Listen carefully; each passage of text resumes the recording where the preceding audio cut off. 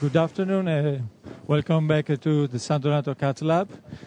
So we are doing a very tough case with Mario Carminati, Don Hagler, and Iman in the team.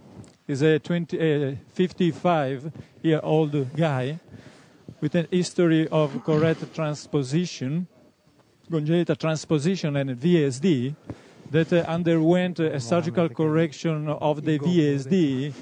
May we have slides, please? Next one. In 1976. Then, after a history of electrophysiological problem, he underwent a tricuspid valve implantation in 2003. He had a Medtronic 31 millimeters implanted. He was doing very well until this year, when he is starting to have a worsening dyspnea. For that reason, it was studied. Actually, the para-valvular leak that was discovered in 2008, probably it was suspected to affect a little bit the performance of the systemic ventricle. For that reason, it was discussed. It was decided to underwent a closure of the leak. Next slide. Okay, probably we can go online. That's good. Yeah. With a 3D echo directly. Can I just... good afternoon, everybody. Can I just show you some pictures first on 2D? This is the hugely dilated left atrium, and this is the systemic right ventricle. And you can see... We cannot see. All right, sorry. Now, we still cannot see.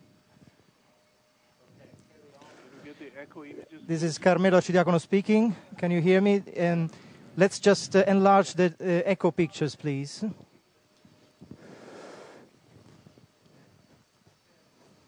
Let's just bring the echo. Just the echo. Pictures. Larger ones. Okay, thank you very much. This is the dilated left atrium with the systemic right ventricle. You can just see the biological prosthetic valve. And here you can just spot the para-valvular leak, this gap between the valve and the atrial septum. So it's a medial leak. It is quite a sizable leak, as you will see. These are more pictures. We actually sized it. Here you can see the first 3D reconstruction of this leak. You can actually see the typical crescentic shape of the leak, just medial to the valve. Let's just move on. This is from the ventricular side. You can see the crown shape of the valve and the leak just underneath. And sorry, let's just move on the color 3D pictures.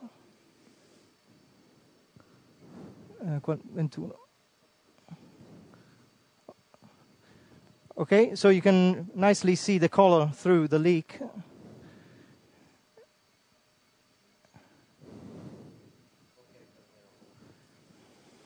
All right. All right, okay. Well, Don speaks. Thank you very much. Okay. So we're fortunate in this gentleman that he has a tissue valve, so we don't have to worry too much about the device that we're going to put in obstructing the leaflets. But he has a very big left atrium, and we used the echo to guide us to do a transeptal, and had some difficulty, a little tough septum to get through, but we were able to get through, and finally... Oh, yeah. Yeah, well, here we created some shunt across the septum. You see okay, great. Yeah. So... Right. So...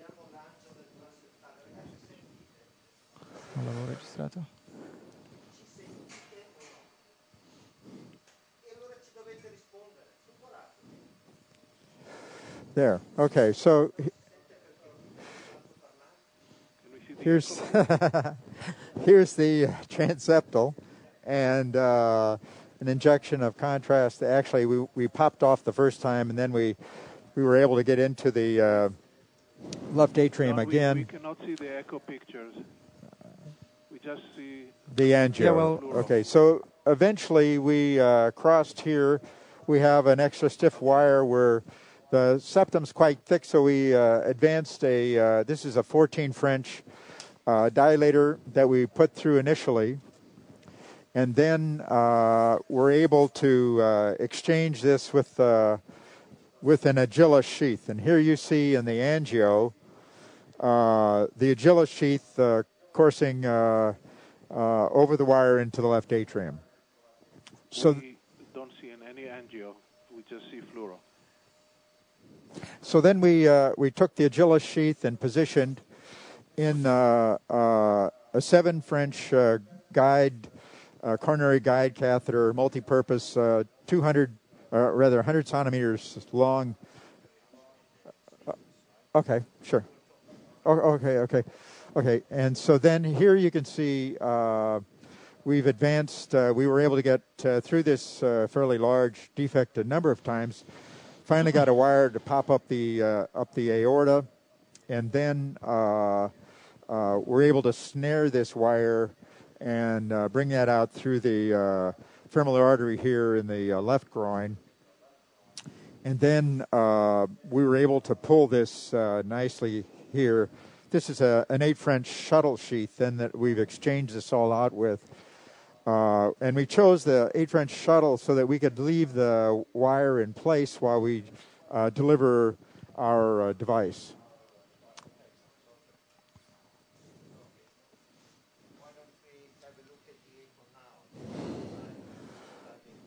Okay. Right.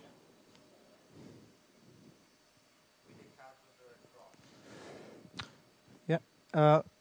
The valve projects some shadow, so you can just see the catheter on the left atrial side, but it's difficult to see it from the ventricular side. Okay. Okay. So we have this now, this 8 French sheath well positioned. We still have our wire here on the left side to maintain our position. I guess the question that we could ask the audience is what type of device do they think they would use to close this fairly elliptical shaped defect?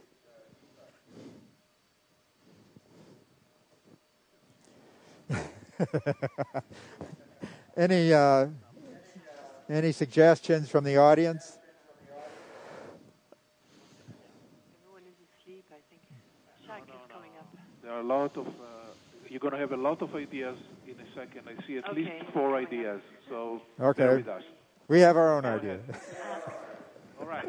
Mario, this is Sonia and from Egypt, and I would suggest a PDA device for this para-valvular leak. That's my idea. Maybe it would close it. Never mind the elliptical, it will fit in. Okay, so the idea here is a PDA device. Okay, so the next, we used to use, I see. We used to do ductal occluders, but have not been as happy with them. So what other suggestions? Okay, Dr. Don, you Yes. know that your experience, this is Carlos, you know that your experience mostly use the vascular plugs. Here in Europe, they have the VP3s, which adapt very well for these elliptical or crescent shape defects. But in our experience now, what we do is we use actually a smaller size devices and use 2. And mostly we use PDA devices for this. Yes. Yeah. What's that? Okay. Okay. Well, yes. I think the 2 devices are a good option if you don't have the AVP3. So we're going to try an AVP3. This measured about 7 to 8 millimeters, and it looks like it expands a little bit. We're going to try. We have two more suggestions, so let's go very quickly. Neil? No, hi, Don, Neil Wilson. I'm happy with an AVP3. I'm sure that's what you wanted us. Okay, what size do you think? Well, you said 7. 8. Which dimensions were you giving us? Long axis? Long or axis. Short axis? Long axis. Long axis was 7/8. Yes. Did you say? Yes. And short and across was what? Probably about 4. 5, 6. 4. I'd probably commit to a 12. I think that's una buona idea. Okay, last suggestion, Chuck? Same device, bigger size, because this is an elliptical defect. You don't know what the width is, and the bigger device will then fill out the rest of the holes on either side. So 14 by 5, I think. 14 by 5. Yeah. 14. Yeah. So here you have the consensus. Abbiamo misurato 10 di... What did they choose? What did you choose? We have a 12.5 here. Carminati mi faceva fretta. Okay. All right, we're ready. So we can flush this out a little bit. We'll bring our wire back here and we'll flush it.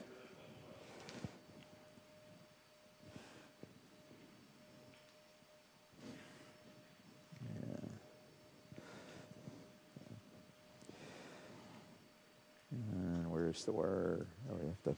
Does the wire come out? No. Where's the wire?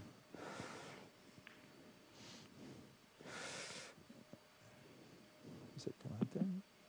Aki, can I ask a question? Sure. Mario, Don, I just wonder why you didn't consider an apical approach versus transeptal, which we know can be very tedious and very long. Well, this is. I think there are certainly options, and we considered it once we had easily crossed it this way. This is our usual approach for these, even on the medial side, and I'm happy with this. We could have done it either way, I think. All right, so we're going to bring this back here. Take this off. See if this will go through here. Can we advance that in there? Let's see. Hopefully it'll go through. And it goes right in. Fantastic.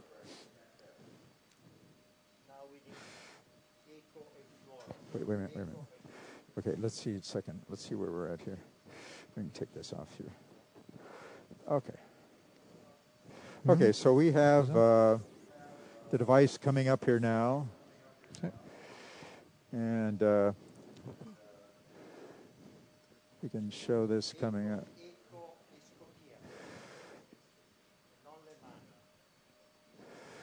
Okay. So we have part of this device out here. Okay, there's the whole disc there.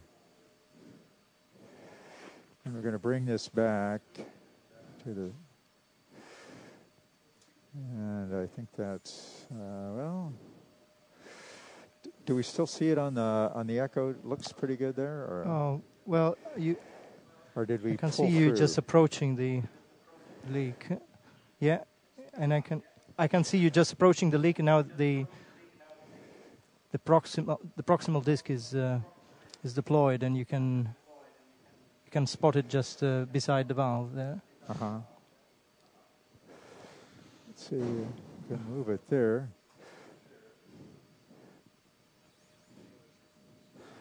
Okay. Yeah. Let's look.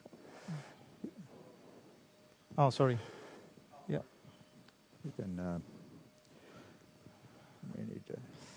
There's still some shunt at this point. Can you? Yeah, there's still some going through there. Yeah, probably just because it's very elongated shaped. What if we try a bigger one? I think we should try a bigger one, maybe. Let's see if we can pull this back through here. Pull this way. Pull it this way, yeah. Carlos? Here's our device. Can you activate the microphones on the floor, please? Yeah, good. Okay. Yeah. So, Don and Mario, this is Aida. I have a question for you guys. When you put this AVP3, we don't use it in the U.S. 14, it's not available. What's that? Don? Yes. I have a question for you. how do you know that this is Zahid from? How do you know the long axis of this device is parallel to the long axis of the para-valvular leak when you're deploying it? How do you know that? And is that the reason you have a shunt here? It could have been. It may have pulled back a little bit too far. It was a little bit off angle, as you saw. I know, but how do you know the long axis is parallel? Because that area is so constricted that even if it was the long axis was perpendicular to the long axis, how would that cover that? Zaid, usually when you do that, you'll see the device rotating and aligning itself. My problem, I don't think, is a problem with the orientation of the device. I think it's the problem that the VP3 is not as occlusive as the PDA device because it has no fiber inside. And even though it's a smaller in device, it self-aligns. When you bring it down, it rotates onto the length of the crescent-shaped device. This has been my experience with the VP3, which is not very large. And I bet it's okay, but you know this is 12 millimeter long, right? Yes. Right at the waist, and the total length in the transverse diameter was 4. The transverse short axis was 4. If this 12 millimeter goes into a 4 millimeter area, there's no way it can turn on itself. There is no way this nylon will turn on itself. I mean, that's one of the reasons you perimembranous device you position it. But Zahid, can I answer your first question? Is that you know the orientation from 3D. Oh, 3D, okay. Yeah. Yes. Okay. Carlos, any other comment? Okay. No, I've not, and again, my experience with the VP3 is very limited in paravalvular leaks, but I have not been impressed with the occlusiveness of those devices. That's great. Can we just see the echo now? Zahid wants to see the 3D echo. Yes, exactly. That's what you get now. Now you can see the device very clearly, and we can actually orientate it Zahid. just to match the long axis of the leak. Can you see the right side of it, or the ventricular side of it? Yeah, not as clearly as the atrial side because of the shadowing from the valve.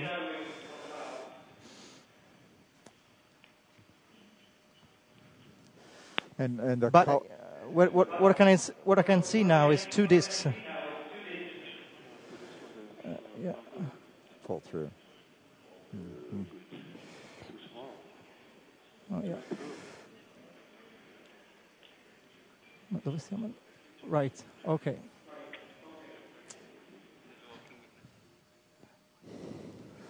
Okay. Well, we could try another deployment. Let's see if that we could try two AVP2s.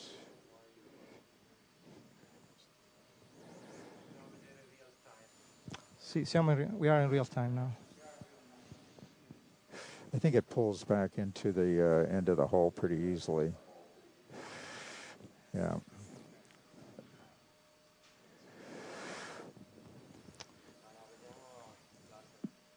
Right. Don? Yes. Mario? Shaq. That's why I suggested 14 by 5, because if that pulls through easily, then that's not the right device to be using. Then you have to go on to probably muscular VSD devices. This is a 14, yes. But originally it was 12, wasn't it? That's correct. So what does the color look like now?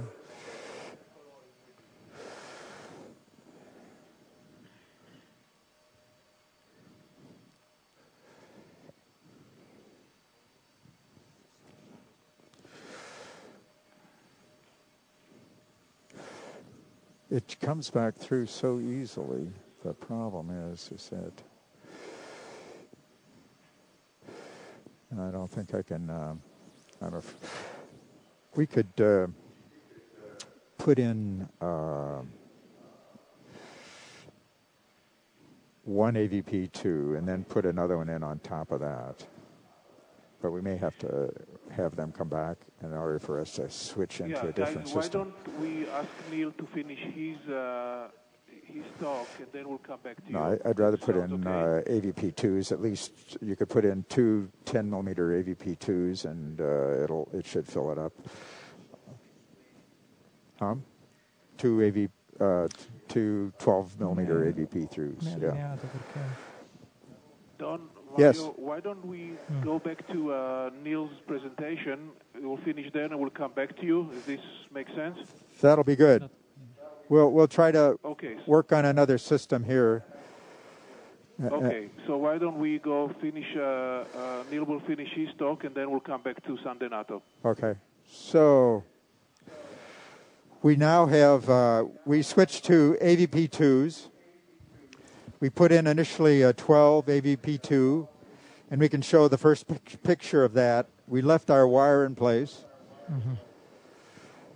And do you have the fluoro of that?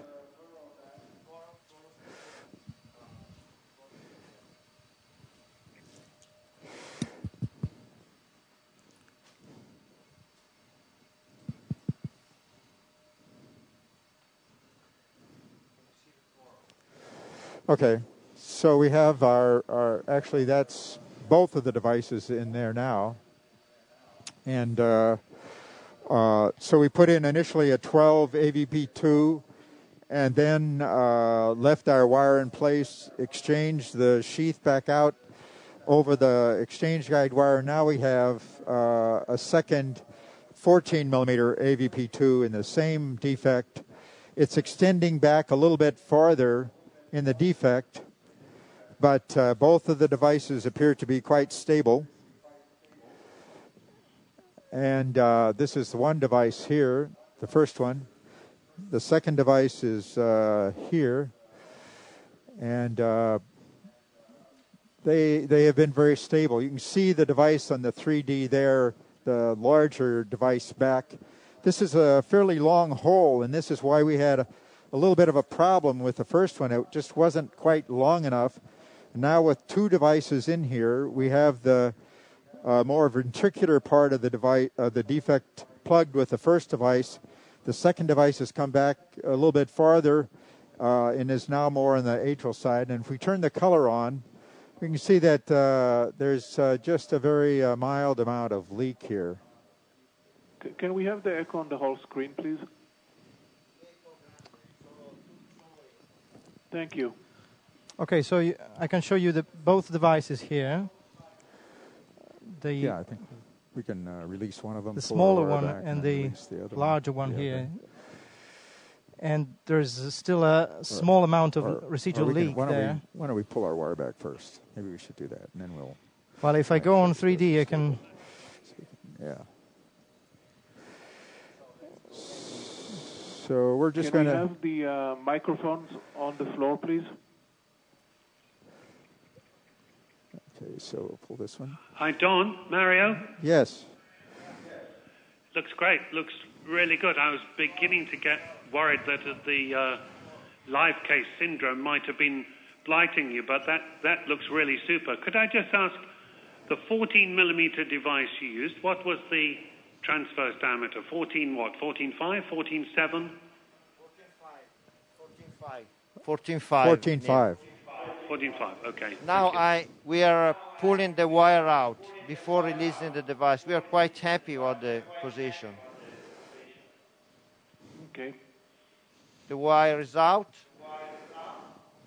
And now we are ready to release the devices. Yeah? Don? Yes. Yep. One of the two. Doesn't matter. This one, yeah. This one? We'll release this larger device first. Let's do it on Cine. So okay, here we go. Yeah? Okay. I do that. Okay, one is released. Stop. And still there. The echo pictures, can you have? Yes. Yeah, echo. you're seeing it. Now I'm going to release the second plug. You're seeing? Yeah. Okay.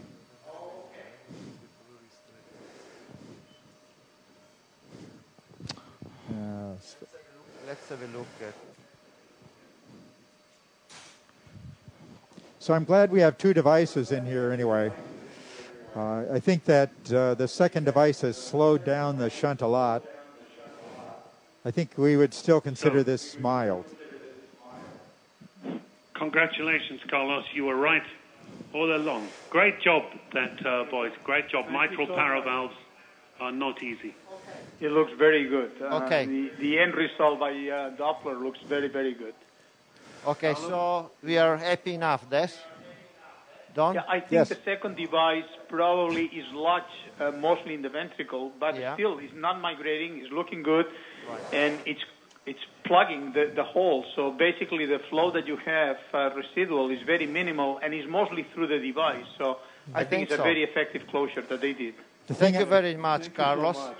Don? The thing I like about these devices is the way they flatten out in the defect, and I think that's a distinct advantage. Yeah, why don't you have a look finally at the 3D images? Echo. Just make it larger. Yeah, you can see the larger device nicely sitting beside the valve. And put the color on, Carmelo, please. Okay. On 3D. On 3D, right. It'll take a while. Oh, there it is. Okay. Okay. Good. Well, the result is not bad, in my opinion. Yeah. Not bad. It's pretty good. It's really good. It looks great, Mario. Okay. Okay. Great. So, Great job. Thank you. Thank you very much for your patience. We are happy with the very difficult case, and thank you, Don, and everybody that helped us in doing this case. Okay. All right. See you later. I know that everyone is. Thanks, Mario. I know that everyone is really deprived of caffeine, but we have to continue with the next session. Speriamo che domani non è fuori. Get your coffee and come back. Speriamo per le due cose, per l'emolisi. Dr. Bonhoeffer, if you can come and start the next session, because we have to have the live case from Warsaw.